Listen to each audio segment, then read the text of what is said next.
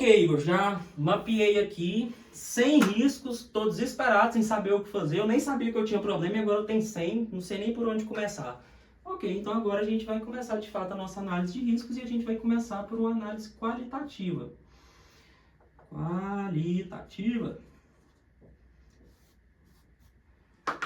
que a análise qualitativa vai me fornecer? Ela é uma forma de eu poder priorizar esses riscos sem ter dados estatísticos muito complexos. Então eu vou conseguir fazer uma análise ali prévia de forma rápida e sem perder eficiência. Tem duas formas muito famosas de fazer isso, né? A gente tem tanto a fórmula inicial que eu mostrei no início do vídeo, que seria probabilidade de impacto, ou acrescentando a proximidade, você pode escolher. Uma outra forma muito famosa é a GUT, que tem a ver com gravidade, urgência e tendência. E aí um ponto que eu queria colocar já aqui é que tudo isso daqui são métodos que foram desenvolvidos, foram testados e funcionam. Mas a prática de cada pessoa vai demandar análises distintas. Se para o seu caso você acha que é interessante ter aqui uma análise de custo, nada impede você de colocar uma letrinha a mais aqui. Só toma cuidado porque a análise qualitativa ela é um pouco mais simples, né? Ela não vai levar em consideração tanta coisa. Se você começar a encher isso aqui demais de indicador, no final você vai ter um monte de risco, tudo empatado com a mesma nota e vai ser difícil de você priorizar. Você vai ter que fazer uma nova rodada em cima da priorização que você já fez. Mas nada impede você trabalhar só com PI, ou trabalhar com PI e a tendência, ou a urgência, PI, enfim. Isso vai depender de cada modelo de negócio, mas o que a literatura hoje recomenda a gente fazer seria as duas. Eu particularmente gosto muito da GUT. Então, probabilidade de impacto. A gente vai dar notinhas de 1 a 5 para cada uma dessas letrinhas. E na GUT, a mesma coisa, né? Probabilidade, qual a chance disso acontecer? Impacto, quão sério é se isso acontecer? Proximidade, quão próximo isso está de acontecer? Gravidade, o quão sério é esse risco? Urgência, o quão rápido ele vai acontecer? E tendência, o quão rápido ele piora se eu não resolver ele, tá bom? A GUT, ela é muito usada inclusive em pronto-socorro. Você já foi em algum hospital e eles colocaram uma pulseirinha no seu braço, provavelmente o pessoal usou GUT. Eles perguntaram os seus sintomas, em cima disso eles definiram gravidade, urgência e tendência. Eles já tem um quadrinho lá onde vai estar, ó, se for até 30 é verde, se for até 50 é amarelo e maior que 50 seria vermelho. Vermelho, amarelo, verde. E aí, pegaram a pulseirinha, colocaram no seu braço. Então, a GUT é extremamente utilizada. A pessoa que chega lá com a dor de cabeça, com febre, e o outro que vai chegar com hemorragia, a tendência de piorar é gigantesca, e ela vai puxar o negócio lá pra cima e esse cara vai passar na frente de todo mundo. Então, é assim que vai funcionar a matriz GUT, certo? Ah, Igor, achei isso daqui muito simples, viu? Já faço isso na minha empresa e só isso daqui não tá fazendo sentido, não. Cara, você já faz parabéns, você já tá assim na frente de uma cacetada de empreendedor, de gestor de projeto. Se você ainda não faz nada, eu recomendo você começar por isso, tá? A gente vai para análise quantitativa agora, mas eu recomendo você dar o primeiro passo, começar, até porque agora a gente vai ver que a disciplina importa muito mais do que o dado em si. Então, começa pela qualitativa que você já vai ter um resultado absurdo, certo? Mas, para quem já está no nível além, eu não vou falar que não tem mais nada, porque tem. A gente tem a análise quantitativa. E a análise quantitativa, ela vai traduzir o que era aquela informação emocional da minha análise qualitativa. Uma informação de que o risco antes era alto, médio ou baixo. Agora o risco é aumento de 30% do orçamento, atraso de 2 semanas do meu cronograma, ou embargo do projeto, embargo por 2 anos. Então a análise quantitativa ela vai trazer para o campo racional aquilo que antes era emocional. Análise quantitativa já é uma análise bem mais complexa, você precisa de ter mais dados para isso, você precisa ser mais estruturado. Por isso que eu falei que se você não faz a qualitativa hoje, é muito difícil você começar a fazer essa, porque você nem vai ter dado informação suficiente para iniciar.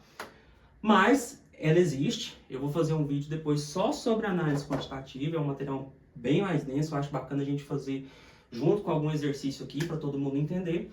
Mas quando é que eu preciso usar isso daqui? Quando eu estiver tocando um projeto já maior, de, sei lá, mais que 10 milhões de reais, ou é um projeto que está envolvendo risco de vida, abastecimento energético de uma cidade, né, obras civis ou construção pesada que vai movimentar ali muita gente, tem uma grande chance de acidente de trabalho, então faz sentido eu ter uma análise quantitativa, certo? Quais as ferramentas para isso? Monte Carlo, árvore de decisão, sensibilidade e EMV também é uma possível ferramenta que você pode usar aí, né? Que é basicamente o valor monetário esperado, enfim. Softwares para poder usar isso, a gente tem o Primavera, tem algumas ferramentas no próprio Excel que dá para trabalhar com análise quantitativa, e hoje com o BI e com o Python dá para elevar isso a um nível extremo. Dá para a gente fazer muita análise, muito interessante, muito bacana, que vai gerar muito valor para a empresa, certo? A gente também tem o R, né, para quem é já mais técnico, já mais especialista, mas basicamente os principais softwares para poder te ajudar serão esses, certo? Ok, então levantei aqui 100 riscos em cada uma das minhas categorias, já fiz ali minha priorização, agora é hora da gente organizar isso, tá? A gente vai ter que criar um banco de dados, um centro de registro, né, para poder tanto catalogar, mapear, quanto para monitorar esses riscos também. Então, para isso, uma sugestão que a literatura nos dá é trazer sempre um identificador ali, que vai ser 1, 2, 3, ou A1, A2, A3, B1, que é basicamente um código único para cada risco que a gente tiver. Eu preciso ali ter também uma descrição clara, e isso daqui é muito importante. A gente não poupa para escrever descrição. O óbvio não existe, ele precisa ser dito. Anota isso daí, o óbvio não existe, ele precisa ser dito. Você não sabe o tanto de dinheiro que você já perdeu por achar que algo era óbvio e não ter falado isso para as pessoas que estavam envolvidas no projeto. Então faz uma descrição boa, uma descrição detalhada, uma descrição que qualquer pessoa que olhar vai entender. Lembra que tem uma centena de pessoas ali envolvidas, uma dezena, uma centena de pessoas envolvidas no projeto, e que todo mundo que bateu o olho nisso aqui tem que entender. Não é só você não, tá? E aí na descrição é interessante trabalhar com o formato se, então. Se carvão não pegar fogo, então não tem churrasquinho. É um exemplo, certo? E D, descrição. Categoria eu acho interessante colocar. Já que a gente categorizou tudo aqui atrás, é bacana eu pegar e trazer essas categorias aqui, né? Sei lá, a categoria externa.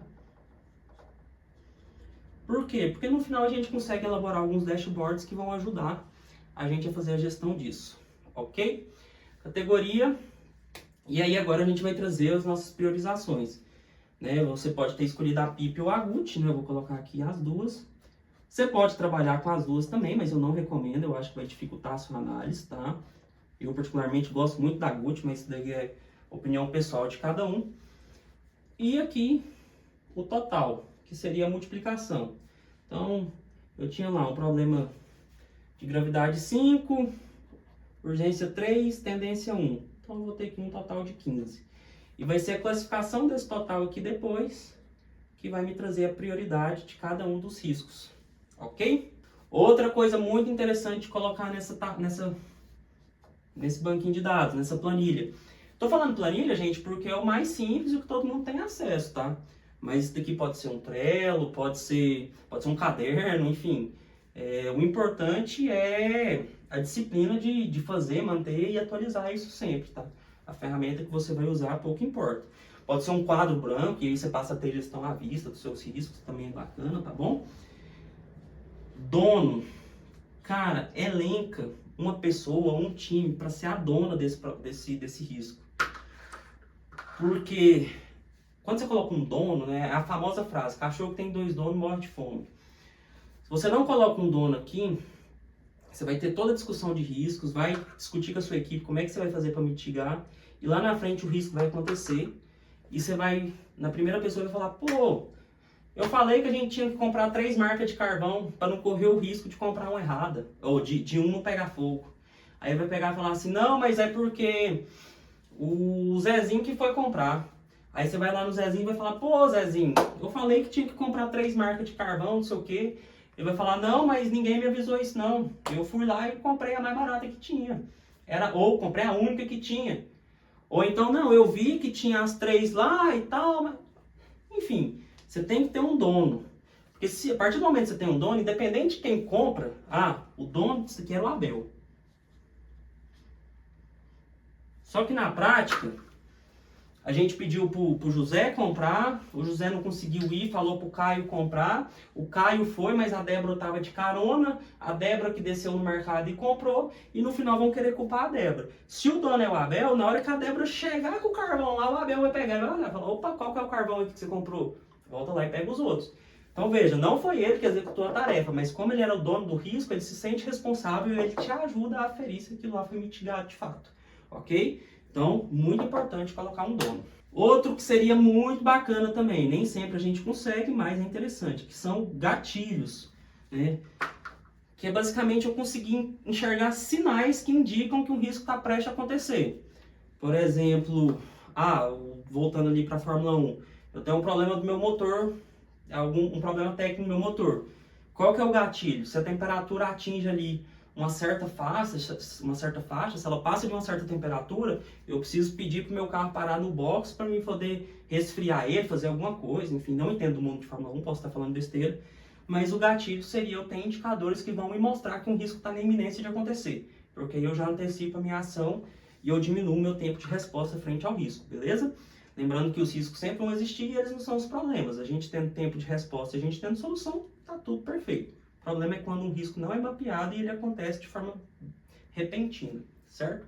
É interessante ter status para saber se isso está aberto, se está fechado, se está concluído, se está mitigado, tá? E um outro campinho aqui que você pode colocar também seria o próprio plano de ação, tá? Para a planilha, talvez o plano de ação fique muito extenso e acaba deixando isso aqui desorganizado. Então você pode talvez relacionar com um documento, que é um PDF, alguma coisa, o linkzinho ali do seu PDF, porque quando o risco tiver na iminência de acontecer ou acontecer, a pessoa clica ali no linkzinho, pá, abre o documento já com o plano de ação que ela tem que fazer caso aquele risco aconteça, ok? Como eu falei, criatividade para o empreendedor, para o gestor de projeto é muito bacana, faz sentido. Então, se você acha que tem alguns campos que você vai precisar ter aqui nessa planilha, fica à vontade para incrementar, tá bom? Isso daqui é um método, isso daqui é uma sugestão da literatura, é algo que dá certo, mas se você consegue aprimorar com coisas da sua vivência, do seu cotidiano, você vai ter um resultado muito melhor, ok? E qual que é o segredo para isso daqui dar certo? É eu ter a melhor priorização de todas aqui? Não é. É eu ter a melhor descrição? Cara, esse daqui eu acho que seria o segundo melhor, mas ainda não é. O principal fator aqui que vai fazer isso dar certo ou não é a disciplina de mapear e de usar isso no dia a dia, tá? Então, estou implantando isso na minha empresa agora. Cara, chega lá no stakeholder, no dono da empresa, no diretor, vende a ideia para ele, mostra isso aqui, manda minha aula para ele, pede para ele mandar para os amigos dele também. Vende a ideia por quê? Porque ele precisa comprar com você e te ajudar a cobrar isso do time. Se for só você tentando empurrar isso, é muito difícil. Então, ter um padrinho ali para te ajudar, né? Ter um stakeholder forte para facilitar nesses momentos é muito bom. E se eu estou implantando, faz isso semanalmente, toda semana abre essa planilha, passa ponto a ponto, coloca dono, coloca ali plano de ação, data para cada dono dar algum retorno, né? Mostrando qual que é a mitigação de risco que ele vai fazer. Porque só a repetição que vai fazer isso se tornar um hábito e vai fazer isso virar cultura da empresa, ok? Então, o principal ponto é a disciplina de manter isso daqui sempre vivo, sempre organizado. Beleza? Então, matamos aqui praticamente toda a nossa parte de análise de risco. Você já é quase um especialista em análise de risco. Para ser especialista só falta assistir meu vídeo de análise quantitativa, hein? Então, vamos lá. Igor, vi aqui um monte de coisa, vi aqui esse método, mas eu não sei se isso funciona não. Isso aí já foi testado na prática mesmo? Teve algum caso que deu certo? Vamos então para o nosso caso real, beleza? Lá em 2004, a NASA decidiu que tinha que colocar um robozinho em Marte. Então, a gente está falando aí em 2004 de um projeto de 2,5 bilhões de dólares. Então, pelo valor, já dá para ter uma noção da importância do projeto. Tá? Um projeto de 8 anos, o que por si só já deixa um projeto muito complexo. A duração, quanto mais longos os projetos são, mais complexos eles são. Afinal de contas, se eu tenho um projeto que dura 30 dias e ele atrasar 20%, ele vai atrasar 6 dias.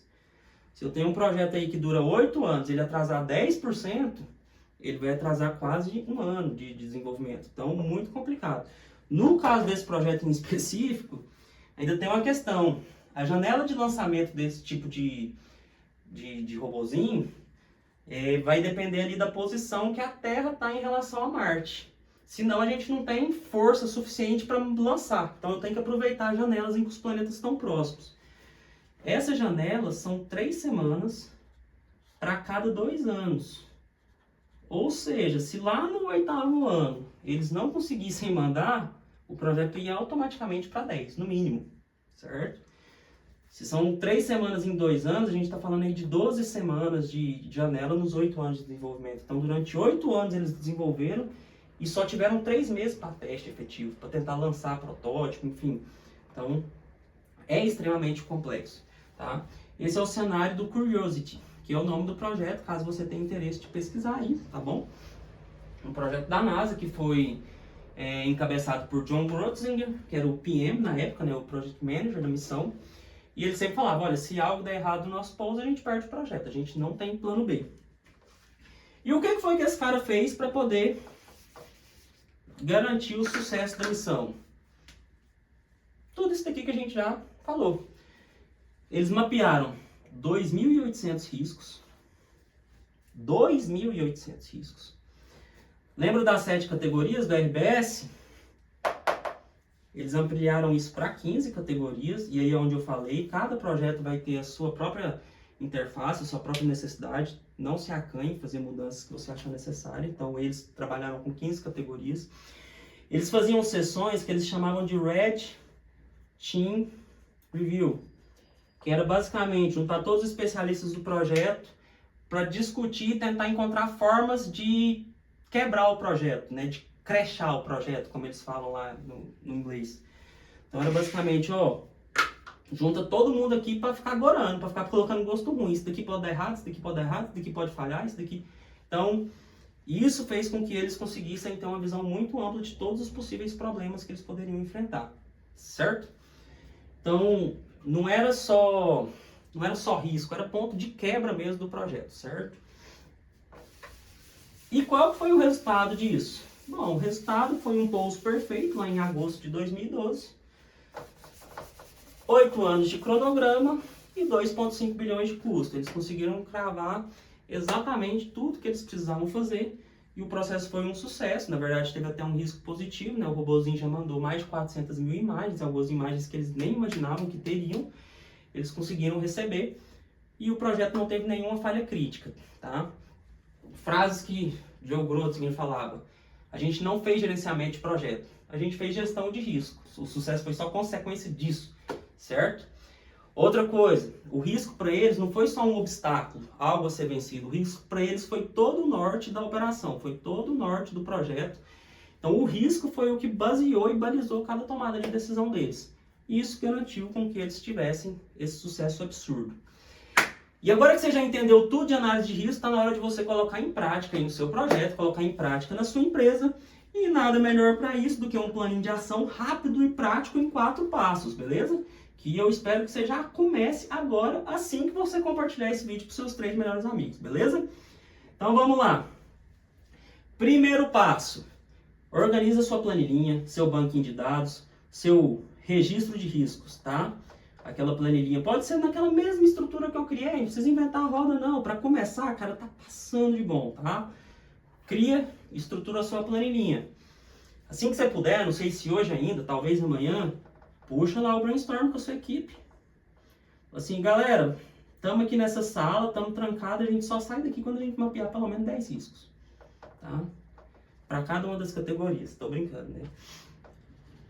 Vamos sair aqui, vamos mapear pelo menos um risquinho para cada categoria e 10 no total pelo menos. Para começar, a gente acho que é um número legal, dá para iniciar.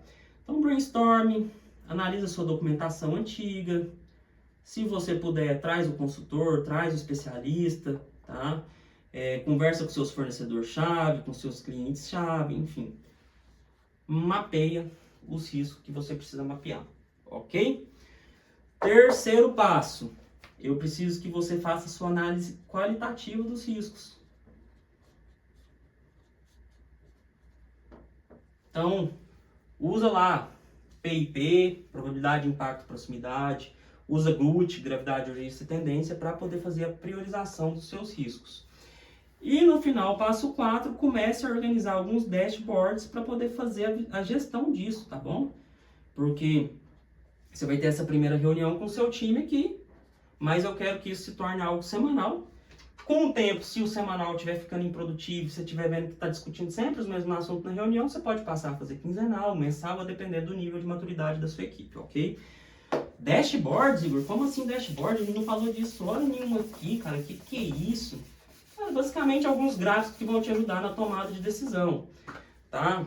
Dashboards que são interessantes aí de você fazer. Gráficozinho de pizza, por exemplo, por categoria. Então, pô, eu tenho aqui que a maior parte dos meus problemas são técnicos, dos meus riscos são técnicos, depois são externos, depois é meu stakeholder. Por que disso? Porque você vai conseguir enxergar onde é que você vai ter que gastar mais energia. Talvez alguma deficiência que seu time tenha, que você vai ter que trazer gente ou alocar algum recurso financeiro ou ferramenta para resolver. Então eu gosto, gráficozinho de pizza com categorias, acho bacana. Outro que eu acho muito legal, pensa que, e aí você vai conseguir medir até a disciplina, tá? Do pessoal que está usando ali o seu registro de riscos. Se a gente está falando que vai fazer semanalmente a gente vai estar tendo sempre discussões novas, a tendência é que seus riscos vão aumentando, né? A quantidade de registros de riscos ali vão aumentando. Então você pode fazer uma linhazinha do tempo, onde você vai vendo a quantidade total de riscos que você tem. Então eu tenho ali janeiro, fevereiro, março, abril. Pô, em janeiro eu tinha 5 riscos, aqui em fevereiro eu tinha 8, aqui em março eu tinha 12, aqui em abril eu tô com 20.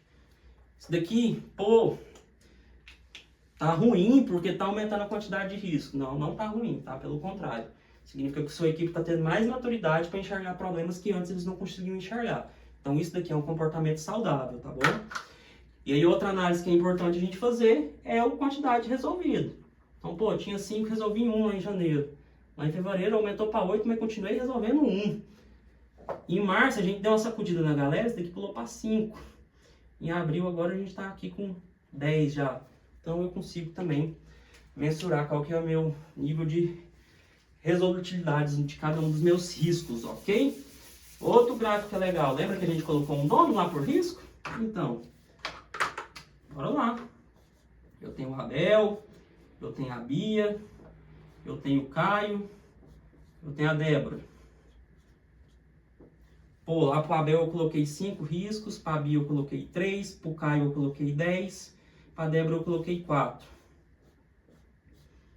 O Abel conseguiu resolver 1, a Bia 2, o Caio já resolveu 7 e a Débora fez 3.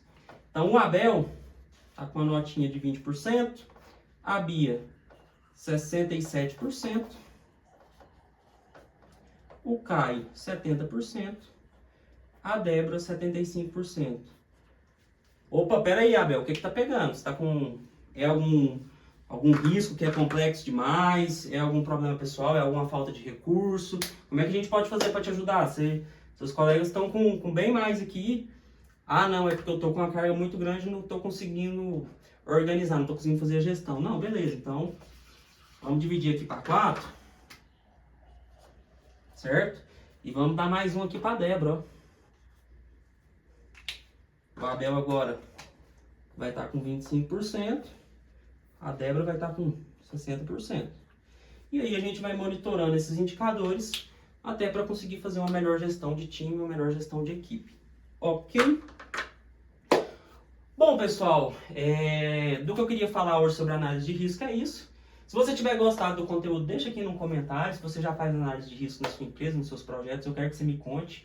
Eu quero aprender aí com você também. Tem mais um monte de gente querendo aprender, então vamos transformar aqui num fórum de educação e de desenvolvimento. Se você não gostou, coloca aí também o que você não gostou. A gente vai aprimorar e se esforçar ao máximo para trazer no próximo, beleza? Qualquer outro conteúdo relacionado à gestão, liderança, desempenho, manda aqui pra gente que eu vou ter o maior prazer em poder produzir isso aqui para vocês. E não se esqueçam de compartilhar, curtir, se inscrever no canal, ativar o sininho. A gente está começando agora, mas eu posso te garantir que até o final aí do ano, a gama de conteúdo que a gente vai ter aqui é muito grande, então não perca nenhum vídeo novo, tá? A gente sempre posta 2 vezes por semana e eu espero que você acompanhe cada um dos nossos conteúdos. Até o próximo vídeo e tudo de bom aí nos seus projetos, beleza? Até mais!